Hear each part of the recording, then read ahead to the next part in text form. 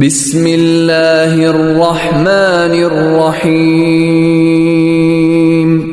السلام علیکم پیارے دوستو، آج کا واقعہ ہے شرع اور ادب کا حق۔ بنو عباس کے تیسرے خلیفہ مہدی کو کوفہ کے لیے ایک ایسے قاضی کی تلاش تھی جو عالم دین ہو، فقیہ بھی ہو، متقی و پرہیزگار بھی ہو، کسی بھی شخص کو خاطر میں نہ لانے والا ہو تاکہ عدل و انصاف کے تقاضوں کو خوب پورا کر سکے۔ لوگوں نے انہیں شریک بن عبداللہ کے بارے میں بتایا کہ یہ ایک ایسی شخصیت ہیں اعلیٰ صفات کی حامل ہے۔ انہیں خلیفہ نے بلوایا اور کہا کہ میں چاہتا ہوں کہ آپ کو کوفہ کے رئیس القسنات کا عہدہ سنبھال لیں۔ شریک کہنے لگے، مجھے قاضی بننے کی خواہش نہیں اور نہ ہی اس عہدے کو قبول کروں گا۔ مہدی نے سوال کیا، آخر اس کی کیا وجہ ہے؟ شریک، مجھے ڈر ہے کہ میں انصاف کے تقاضے پورے نہ کر پاؤں گا، ہو سکتا ہے کہ میں فیصلہ کرنے میں غلطی کر جاؤں کہ میں آخر انسان ہوں، اللہ مجھ سے ناراض ہو جائے اور میں جہنم کا راہی بن جاؤں۔ اور دوسرا سبب یہ ہے کہ جب میں اعلیٰ حکام کے خلاف فیصلہ کروں گا تو انہیں تسلیم نہیں کیا جائے گا۔ مہدی نے کہا، دیکھیے، اگر آپ اپنی سمجھ و بوجھ، فہم و فراست اور چھان بین کے دلائل سننے کے بعد حق اور سچ کے مطابق فیصلہ کرتے ہیں اور ایسی صورت میں آپ فیصلہ کرنے میں خطا کر جائیں، تب اگر آپ غلط بھی ہیں تو بھی حدیث کے مطابق آپ کو ایک اجر ضرور ملے گا، اور اگر آپ درست فیصلہ کرتے ہیں تو دوہرے اجر کے حقدار ہوں گے۔ اللہ کے ہاں پکڑ اور سزا تو تب ہو جب آپ جان بوجھ کر کوئی غلط فیصلہ کریں گے۔ رہی بات آپ کے احکامات کو نافذ کرنے کی، تو میں وعدہ کرتا ہوں کہ آپ کے تمام فیصلوں پر عمل درآمد کیا جائے گا، خواہ وہ میرے ہی خلاف کیوں نہ ہو۔ پھر خلیفہ نے نہایت و حاجت سے کہا، اے علماء دین اور امت کے بہترین افراد، اگر آپ نے اس منصب کو قبول نہ کیا تو پھر اس لیے کہ لوگ کہاں سے آئیں گے؟ کیا اس منصب کے لیے جاہل و ظالم لوگوں کو منتخب کیا جائے گا؟ سنیے، اگر آپ نے میری بات نہ مانی تو کل قیامت کے دن آپ کو اللہ کے ہاں جواب دینا ہوگا کہ آپ نے میدان حق راہ فرار اختیار کی۔ اس یقین دہانی کے بعد قاضی شریک بن عبداللہ نے کوفہ کا قاضی بننا قبول کر لیا۔ اس دور میں کوفہ کا گورنر خلیفہ کا چچا موسیٰ بن عیسیٰ تھا۔ شریک نے اپنی ڈیوٹی سنبھال لی۔ صبح سویرے مجلس قضا میں جا بیٹھتے، مقامات پیش ہوتے، دونوں طرف کے فریقین آ جاتے، گواہیاں سنی جاتی اور حق و انصاف کے تقاضوں کو پورا کرتے ہوئے فیصلے صادر کیے جاتے۔ کسی قسم کا دباؤ، رشوت اور سفارش کا کوئی تصور ہی نہ تھا۔ قاضی شریک سے اس قسم کی توقع ناممکن تھی۔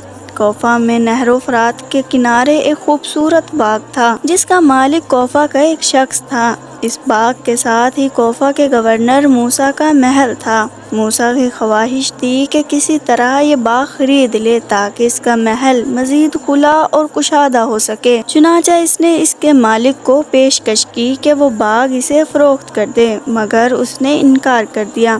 کچھ عرصہ گزرا، وہ شخص فوت ہو گیا۔ اس کے ورثاء بھی چند بیٹے اور ایک بیٹی تھی۔ اب موسیٰ بن عیسیٰ نے ورثاء کو دوبارہ پیشکش کی کہ وہ باغ خریدنا، اس کے لیے خطیر رقم کی بھی پیشکش کی گئی۔ لڑکوں نے اپنا حصہ بیچنے پر رضامندی ظاہر کر دی، مگر بیٹی نے اپنا حصہ بیچنے سے صاف انکار کر دیا۔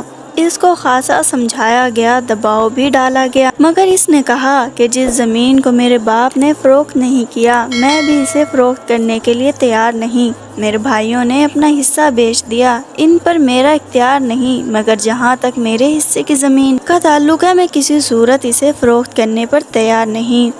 اس نے اپنے حصے کی زمین کے ارد گرد دیوار تعمیر کروا دی۔ گورنر موسیٰ بن عیسیٰ کی خواہش تھی کہ یہ ہر حالت میں وہ حصہ بھی اپنے محل میں شامل کر لے۔ اس نے خاصی خطیر رقم کی پیشکش کی، مگر اس لڑکی نے اسے بھی ٹھکرا دیا۔ جب تمام ترغیبات ناکام ہو گئی اور دباؤ کا حربہ بھی آزمایا جا چکا تو گورنر نے ایک دن اپنے نوکروں کو حکم دیا، جنہوں نے دیوار کو گرا کر اس زمین کو محل میں شامل کر دیا۔ ادھر اس لڑکی نے گورنر کوفہ موسیٰ بن عیسیٰ کے خلاف قاضی شریک کی عدالت میں مقدمہ دائر کر دیا۔ قاضی شریک نے گورنر کوفہ کے سمن جاری کر دیے، اسے عدالت میں بلوایا کہ آ کر اپنے موقف کی وضاحت کرے۔ گورنر نے عدالت میں جانے سے گریز کیا اور اسے اپنی توہین سمجھا کہ وہ گورنر ہو کر کیوں کیوں وہ ایک عام عورت کے ساتھ عدالت کے کٹہرے میں کھڑا ہو۔ اس نے پولیس کے چیف کو بلوایا اور تاکید کی کہ جا کر قاضی کو سمجھاؤ اور اسے کہو کہ اس نے ایک عورت کے دعوے کو گواہوں کے بغیر کیسے قبول کر لیا۔ پولیس کا چیف عدالت میں پیش ہوا اور گورنر کا موقف بیان کیا۔ قاضی نے کہا کہ میں نے تمہیں تو نہیں، گورنر کو بلایا تھا اور اسے خود آ کر وضاحت کرنی چاہیے تھی۔ اس نے ایک پولیس افسر کو بھیجوا کر عدالت پر دباؤ ڈالنے کی کوشش کی ہے۔ حقیقت یہ ہے کہ تمہارا عدالت کو مشورہ دینا عدالت کے معاملات میں مداخلت کے ضمن میں آتا ہے اور یہ اصل میں توہین عدالت ہے۔ تم نے عدالتی کام میں دخل اندازی کی ہے، لہٰذا تمہیں جیل جانا ہوگا۔ اس کے ساتھ ہی قاضی نے عدالتی جنہوں نے پولیس چیف کو حوالات میں بند کر دیا۔ ادھر گورنر کو جب پتہ چلا کہ پولیس کے چیف کے ساتھ کیا بیتی ہے تو وہ سخت ناراض ہوا کہ قاضی کی یہ جرأت کہ میرے پولیس افسر کو جیل میں ڈال دے۔ خیر، اس نے کچھ معزز آدمیوں کو شہر بلوایا کہ وہ جا کر قاضی کو سمجھائے کہ گورنر کوئی عام آدمی نہیں، اس کے ساتھ تو خاص معاملہ ہونا چاہیے۔ معزز شہری کا ایک وفد قاضی کے پاس آیا، گورنر کا پیغام دیا اور اس کی ناراضگی سے آگاہ کیا۔ قاضی شریک نے اس کو جواب میں کہا کہ عدالت کی نظر میں تمام عام و خاص برابر ہیں اور تم لوگوں نے بھی عدالتی نظام میں مداخلت کر کے توہین عدالت کی ہے، لہٰذا تمہیں بھی جیل میں ڈالا جائے گا۔ چنانچہ انہیں پولیس والوں نے گرفتار کر کے جیل میں ڈال دیا۔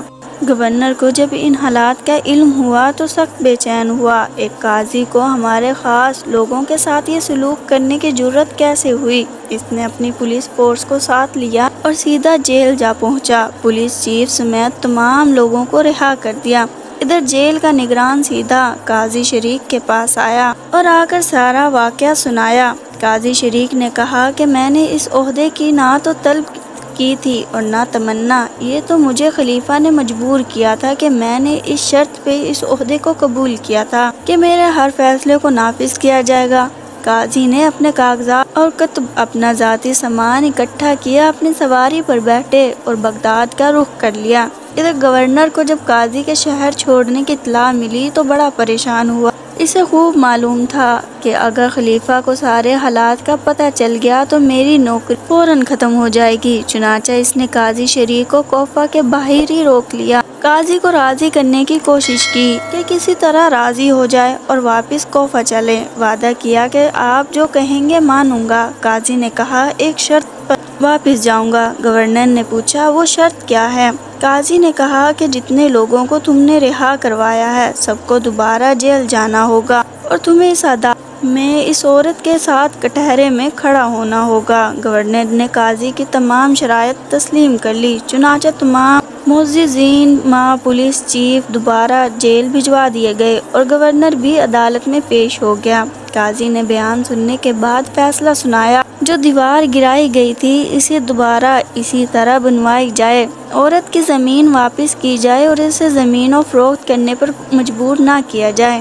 جیسے ہی گورنر نے فیصلہ قبول کیا، قاضی نے فوراً حکم جاری کیا کہ تمام قیدی توہین عدالت یا اموار عدالت میں مداخلت کے جرم میں جیل میں ہیں، ان کو رہا کر دیا جائے۔ چنانچہ تمام قیدی رہا کر دیے گئے۔ عورت کو اس کی زمین واپس مل گئی۔ انصاف اور حق کا بول بالا ہو گیا۔